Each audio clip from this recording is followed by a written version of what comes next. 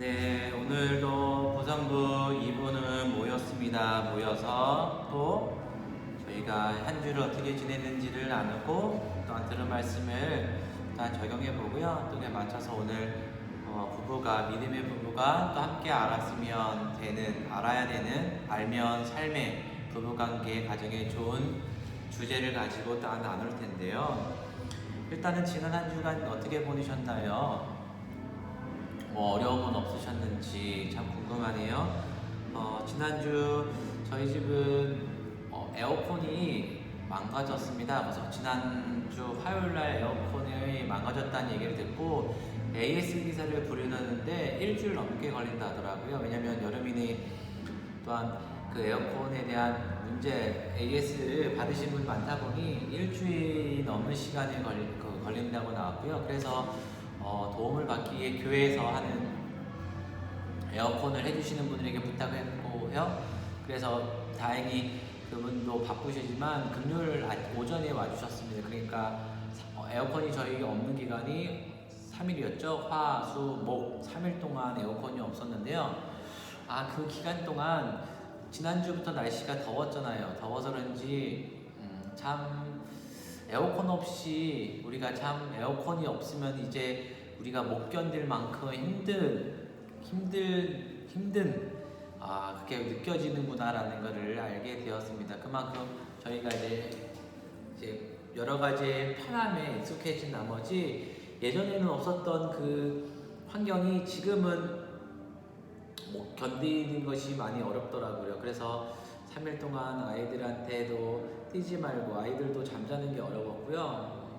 아이들도 힘들었지만 그래도 다행히 3일 잘 버티고 화요일부터 다시 에어컨을 고쳐서 저희가 시원하게 지금 지내고 있습니다. 그렇다고 완전하게 고쳐진 건 아니고요. 일단은 필요한 그 응급조치로 잠깐 에어컨 사용할 수 있게 고쳤고 다음 주 수요일날 또 AS 기사가 오시면 또 맞춰서 수리를 해야 완벽하게 고쳐질 듯 합니다. 이렇게 저도 이번 주 한 주 이런 일이 있었는데 우리 부성부 여러분들은 어떠셨나요?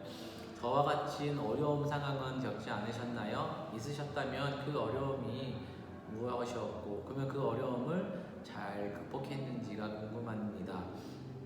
이제 여름이 이번 주가 6월 마지막 주죠. 그러면 본격적으로 7월 달부터는 이제 7월 달부터 여름 성령학교가 본격적으로 시작합니다. 모든 교회마다. 그래서 지금 시작하는 교회도 있고 아니면 다음 주부터 시작하는 교회들이 전국적으로 우리나라 전국적으로 많을 텐데 이 기간 정말로 우리가 교회를 위하여 우리 교회뿐만 아니라 한국 교회를 위하여 기도할 시간입니다.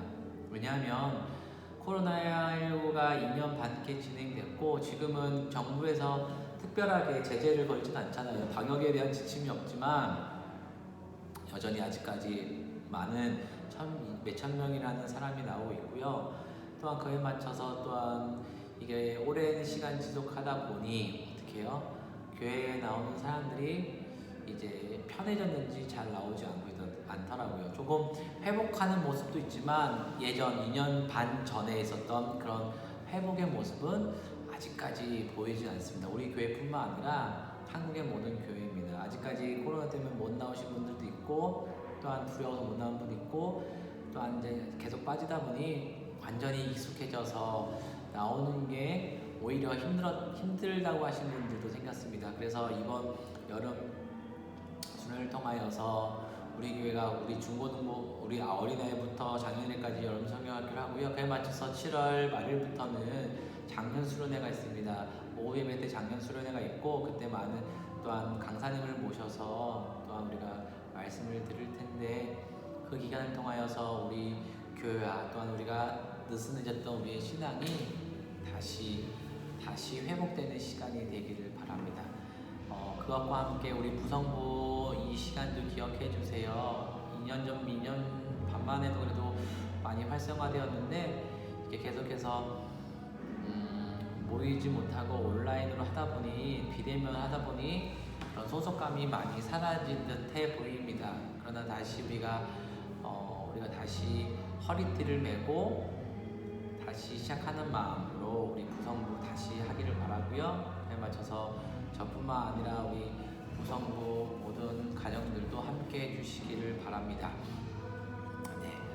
그러면 또한 나누고 했기 때문에 저희가 오늘 말씀을 나눌 텐데요. 오늘 말씀은 또한 부부가 꼭 나눠야 할 많은 주제 중에서 지금까지 우리가 언어에 대해 대화에 대해서 얘기했다면 오늘은 어떤 주제가 우리에게 우리 부성부 또한 가정에게 좋을까 생각해 보니 감사라는 주제를 한번 정해봤어요. 감사. 우리 교회는 저희 교회는 그 다음 주에 맥주 감사 주일을 보내지는 않습니다. 보리 추수에 대한 그 예배를 드리는 감사절인데요. 이거는 교회력이 있는 건 아니고 또한 유대인인 오순절에 맞춰서 맥주절에 맞춰서 우리도 보리 추수 봄에 이제 여름 전에 보리 추수하는 걸 가지고 우리도 그걸 지키고 있는 교회가 있고 아니면 우리 교회는 지키지 않고 있는데요. 어찌됐건 그 감사를 한번 나눠보려고 하는데요. 감사하면 어떤 생각이 드세요? 감사합니다라는 거 있고 또 다른 말로 하면 고맙습니다. 감사라는 게 한문자라면 고맙습니다라는 게 우리나라 순수 언어인데요. 감사하는 마음, 고마운 마음을 우리 가정에 부부끼리 또한 아이들과 자녀들과 또한 가정 안에서 한번 감사에 대해 나눌 텐데요. 감사라는 말을 들을 때 어떤 의미로 다가오세요? 감사, 고마움, 감사. 예를 들어 말하는 느낌 한다면 예를 들면 어떤 일을 했을 때 누군가가 나를 위해 배려하는 마음으로 어떤 행동을 해 주었을 때 감사하는 마음을 갖게 되는 게 있는데 좋은 마음이죠. 악한 마음, 감사라는 것은 또 좋은 마음에서 나오는 감정입니다. 맞죠? 그런데 그렇다면 이 감사함을 우리 부성부 가족 여러분들은 옆에 있는 지인들에게, 같이 하는 동료들에게 잘 갖고 계세요? 내가 어떤 배려를 받았다면 그거에 대해서 감사함을 표현을 하시고 계신가요? 네.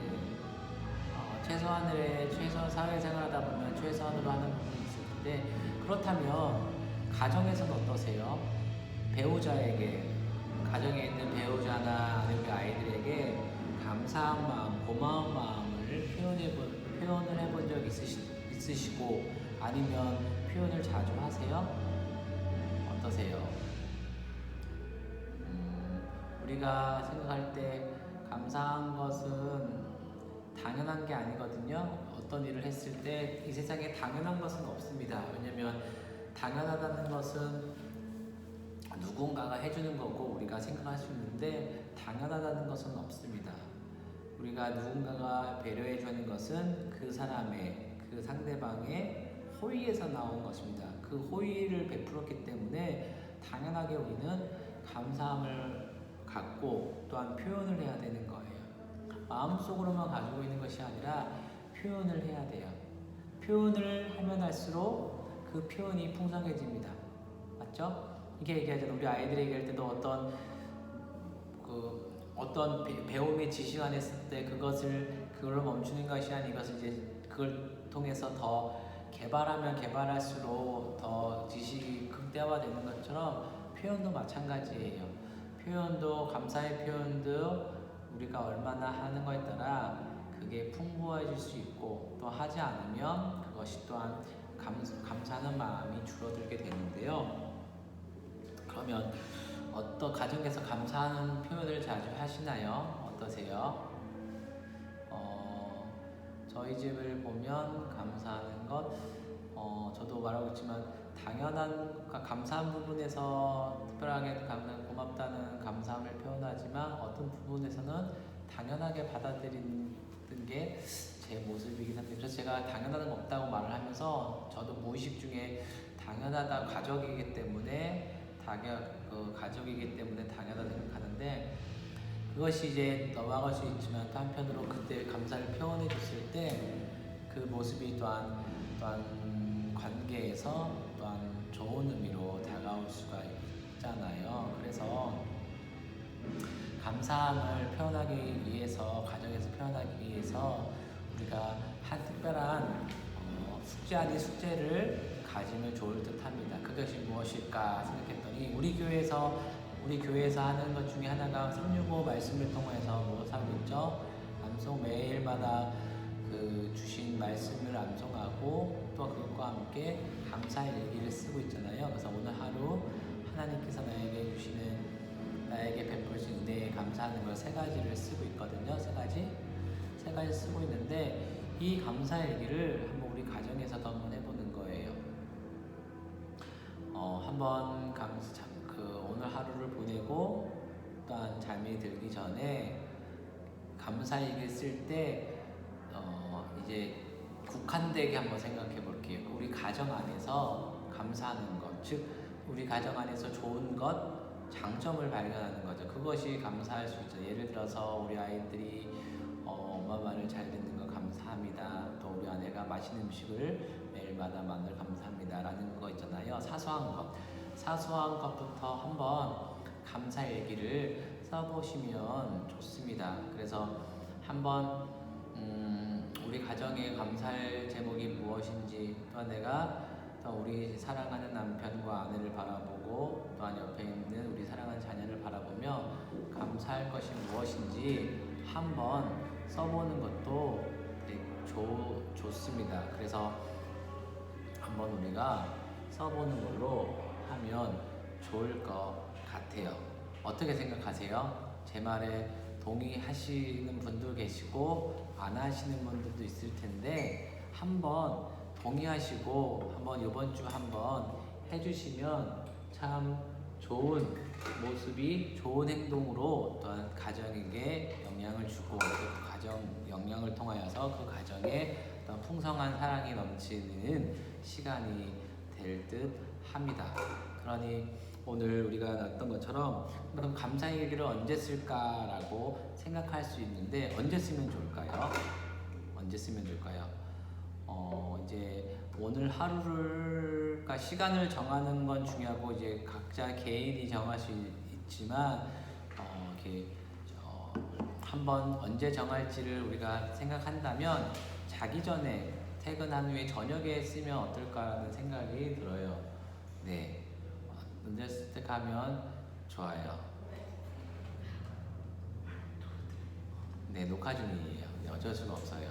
그래서 아무튼 저녁에 잠자리에 들기 전에 아니면 식사한 후에 또한 개인적으로 같이 가족들이 감사한 일기를 쓸 수 있지만 또한 개인적으로 자기 전에 자기 시간에 한번 한 가지에서 3가지 정도 감사한 것에 대해서, 이게 바깥에서 외부에서 대한 감사가 아니고 오늘 하루 아침에 일어나서 오늘 집에 들어와서 보낸 하루, 가족과 보낸 것 중에서 우리 아이들과 또한 남편과 아내에게 좋은 것을, 장점을 한번 찾아서 한 가지에서 3가지 감사 제목을 나누면 참 좋을 듯 합니다.